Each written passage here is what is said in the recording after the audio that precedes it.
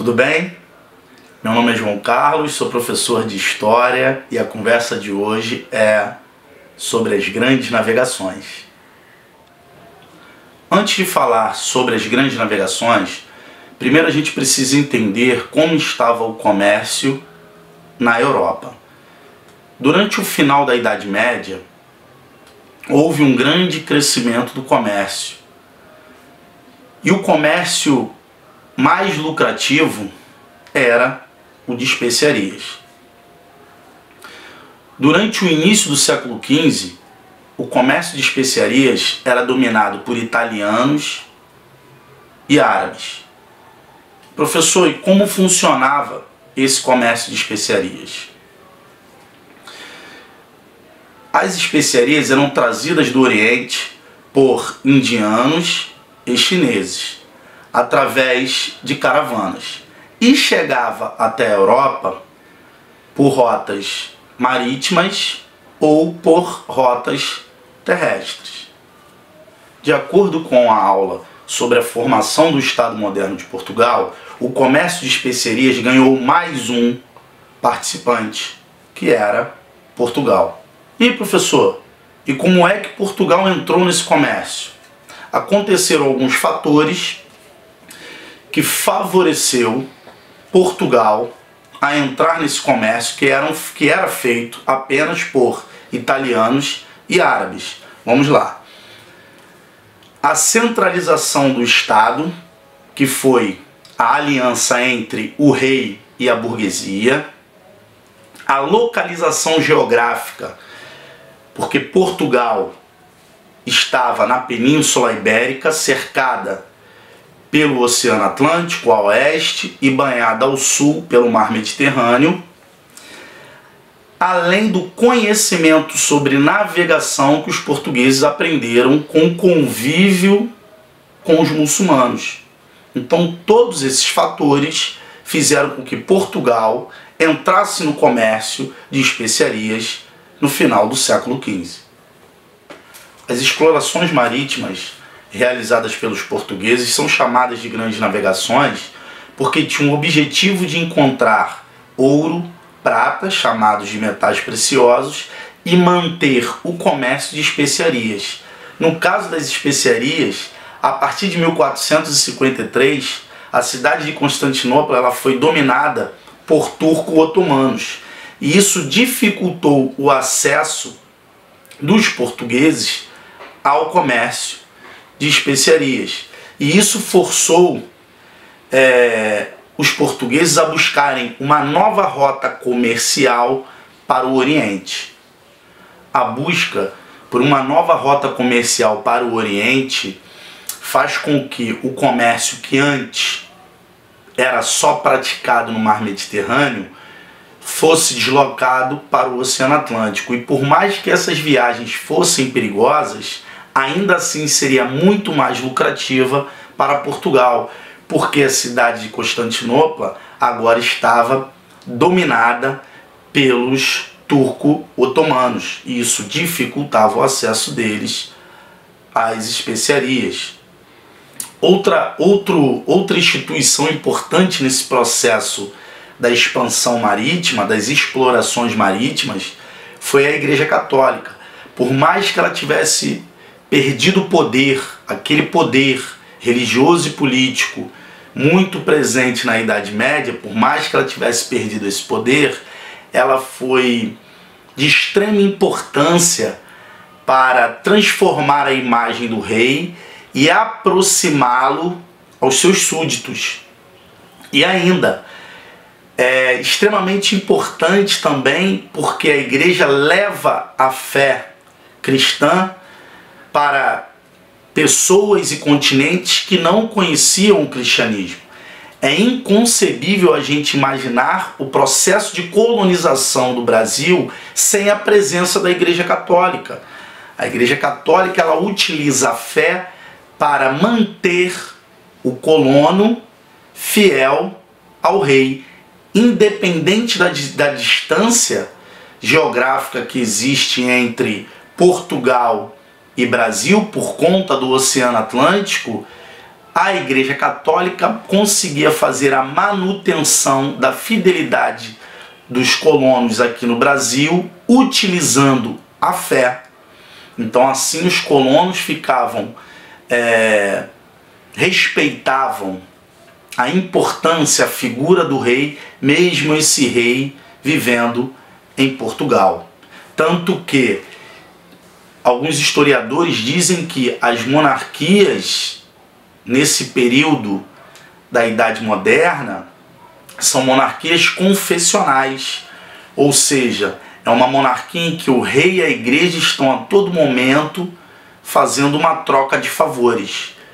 A igreja ganha sua importância religiosa, ganha o seu espaço religioso, tanto no Estado quanto nessas novas colônias que estão sendo descobertas e dominadas, e o rei vai conseguindo ter a sua importância política através da fé da igreja em regiões cada vez mais distantes, regiões fora do seu estado, fora da Europa.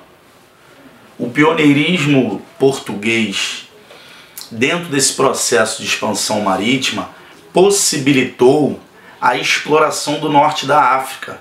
Por exemplo, os portugueses exploraram a Ilha da Madeira, a ilha em que o Cristiano Ronaldo, jogador de futebol, nasceu.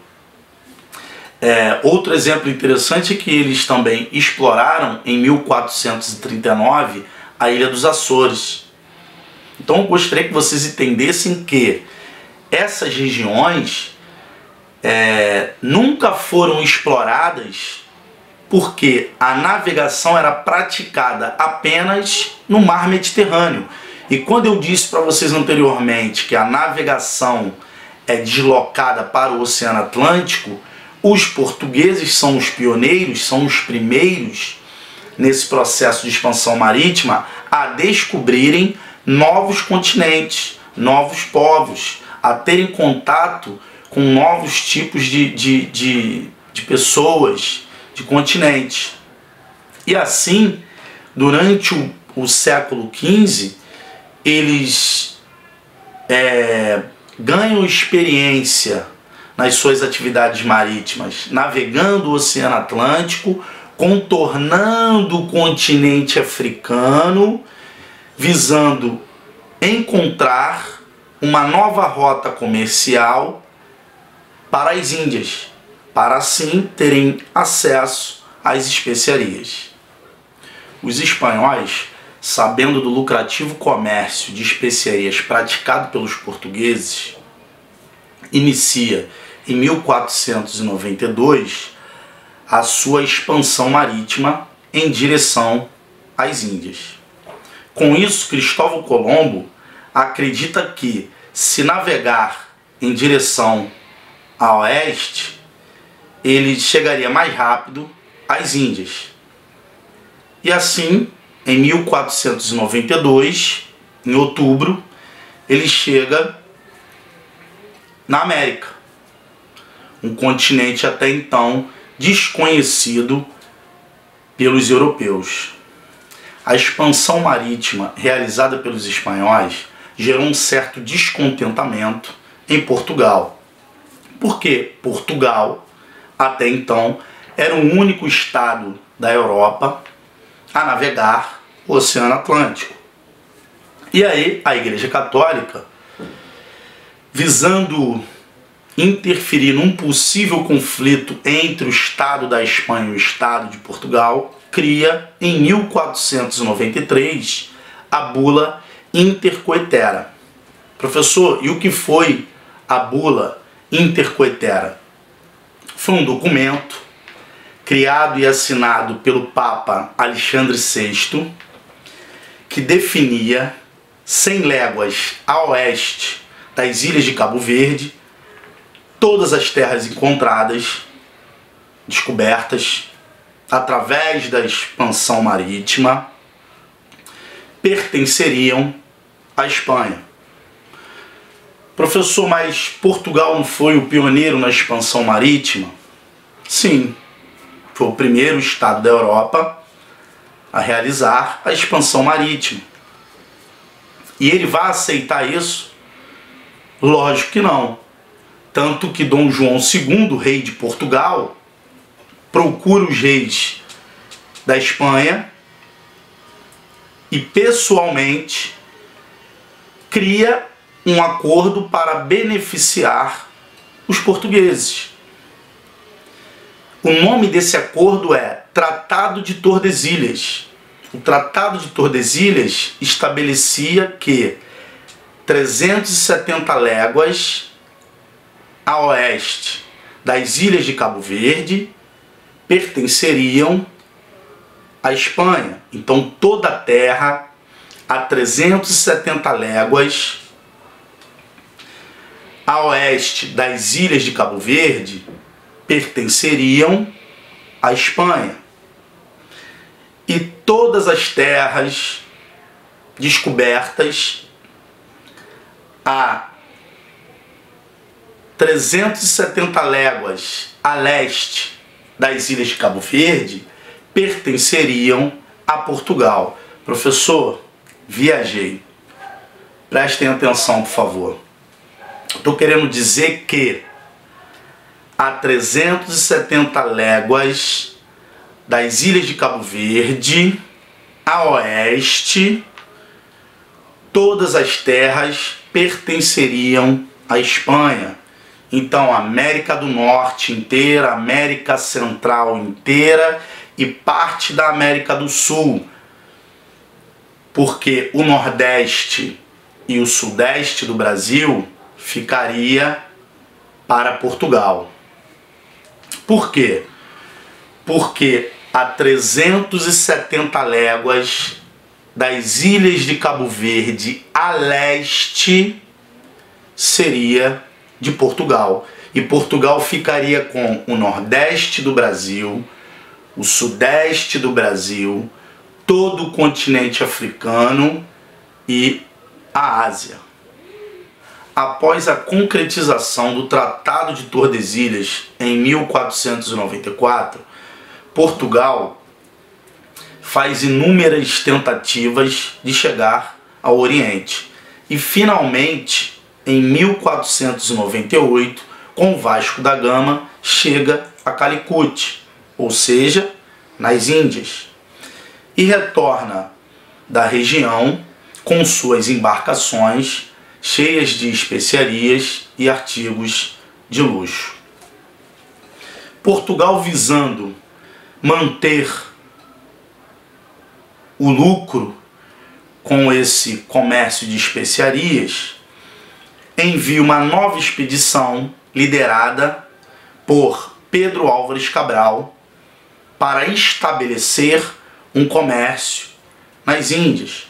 Só que Cabral não faz o mesmo caminho que Vasco da Gama.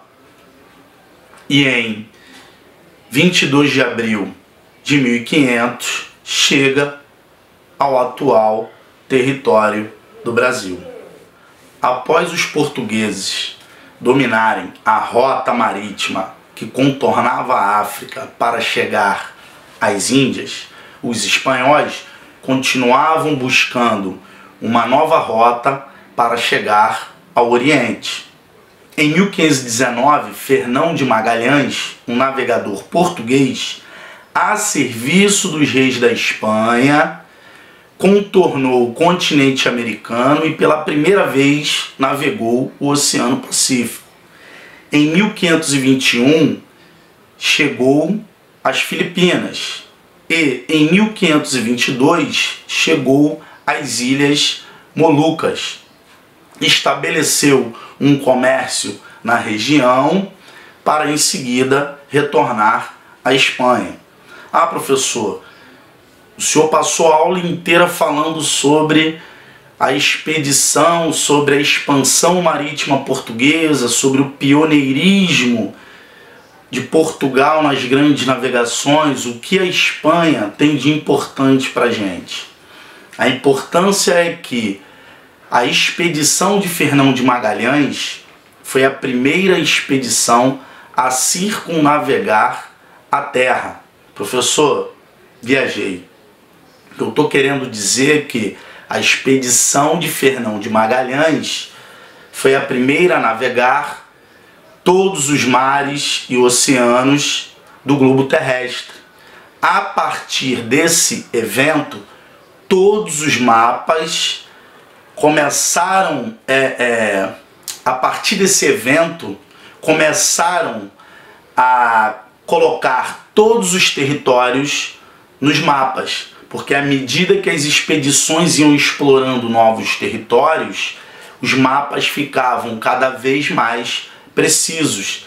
E como Portugal não tinha feito nenhuma expedição para circunnavegar a Terra, a importância é que, através da expedição de Fernão de Magalhães, mesmo a serviço da Espanha, acabou favorecendo também as expedições portuguesas, porque eles tiveram a real noção de quantos continentes existiam no globo terrestre.